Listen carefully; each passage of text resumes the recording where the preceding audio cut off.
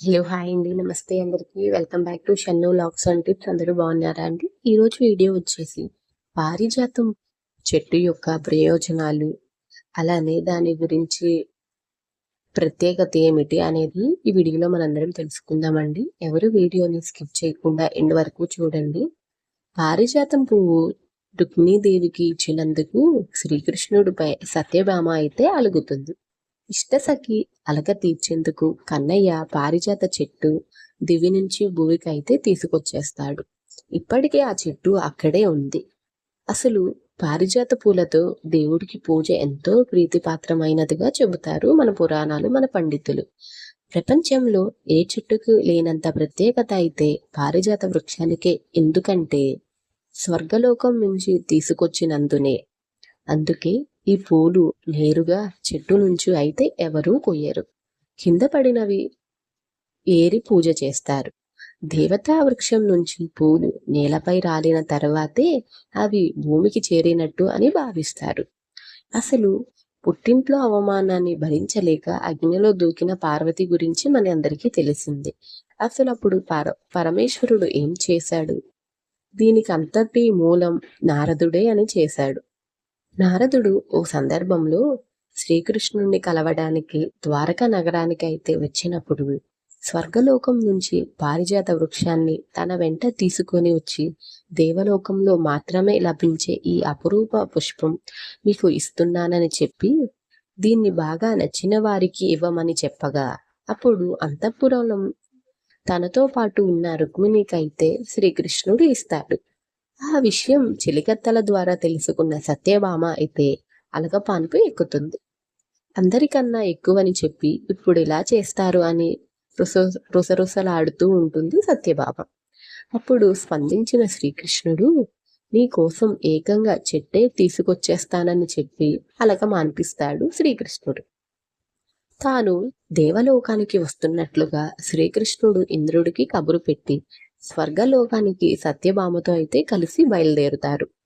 ఇలా దేవలోకానికి వెళ్ళి వనవిహారం చేస్తూ పారిజాత వృక్షాన్ని చూసి ఆ చెట్టుని పెకిలించి తీసుకువెళుతుండగా ఇంద్రుడు అడ్డుకోవడంతో యుద్ధానికి కూడా దిగుతాడు శ్రీకృష్ణుడు. యుద్ధానికి దిగి చివరకు ఓటమిని అంగీకరించి పారిజాత వృక్షాన్ని అయితే శ్రీకృష్ణుడికి ఇచ్చేస్తాడు ఇంద్రుడు. అప్పుడు సత్యభామతో కలిసి భూలోకానికి వచ్చిన శ్రీకృష్ణుడు పారిజాత వృక్షాన్ని సత్యభామ అంతఃపురం బయట అయితే నాటుతాడు. అసలు ఈ పారిజాతం పూల యొక్క విశిష్టత, దీని యొక్క ప్రత్యేకతలు ఏమిటి అనేది ఇప్పుడు మనందరం తెలుసుకుందాం.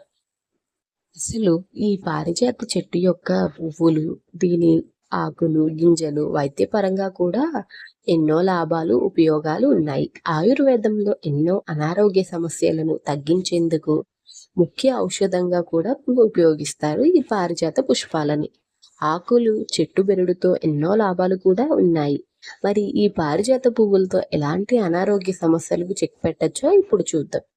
మెయిన్గా ఒత్తిడిని కూడా తగ్గిస్తుంది. పారిజాత పువ్వులతో ఒత్తిడిని, ఆందోళనను కూడా తగ్గించుకోవచ్చు. మానసిక ఒత్తిడిని తగ్గించడంలో సహాయపడే అరోమా థెరపీ ఆయుర్వేదంలో ఈ పువ్వులను సహజ నివారంగా కూడా పరిగణిస్తారు.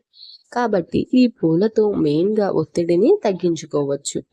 అలానే మనకి చుండ్రు ఉన్నా కూడా తగ్గుతుంది. పారిజాత పువ్వులతో పారిజాత చెట్టు గింజలను పేస్ట్గా చేసి తలకు పట్టిస్తే చుండ్రు సమస్య కూడా తగ్గిపోతుంది. అలానే గొంతు నొప్పి ఉన్నా, రోగ నిరోధక శక్తి ఉన్నా కూడా పెంపొందించుకోవచ్చు. ఈ చెట్టు ఆకులు లేదా పువ్వులతో టీ తయారు చేసుకొని తాగటం వల్ల శరీరంలో రోగ నిరోధక శక్తి అనేది బాగా పెరుగుతుంది. దీంతో ఇతర అనారోగ్య సమస్యలను కూడా పోరాడే శక్తి కూడా లభిస్తుంది. అలానే ఈ పారిజాత పుష్పాల వల్ల గొంతు నొప్పి, అలానే ఇతర శారీరక నొప్పులు కూడా తగ్గుతాయి. కీళ్ళ వాపులు, ఆర్థరైటిస్ నొప్పులు కూడా తగ్గుతాయి. సీజనల్ వ్యాధులు కూడా వాతావరణంలో మార్పుల కారణంగా మనకి అనేక రోగాలు అనేది వస్తాయి. జ్వరం, దగ్గు, జలుబు వంటివి అటాక్ అయినప్పుడు ఈ చెట్టు ఆకులతో మనం కషాయం చేసుకొని తాగినా కూడా ఊపిరితిత్తుల్లో పేరుకుపోయిన కఫం కూడా తగ్గుతుంది. దీనివల్ల ఎన్నో లాభాలు అయితే కలిగి ఉన్నాయి. ఈ వీడియో కనుక మీకు నచ్చినట్లయితే ఒక లైక్ చేయండి. అలానే ఈరోజు మనం మంచి టాపిక్ తెలుసుకుందాం అనుకున్నాం. ఈ వీడియో మీకు ఇన్ఫర్మేటివ్‌గా అనిపిస్తే ఒక లైక్ చేయండి, షేర్ చేయండి, కామెంట్ చేయండి.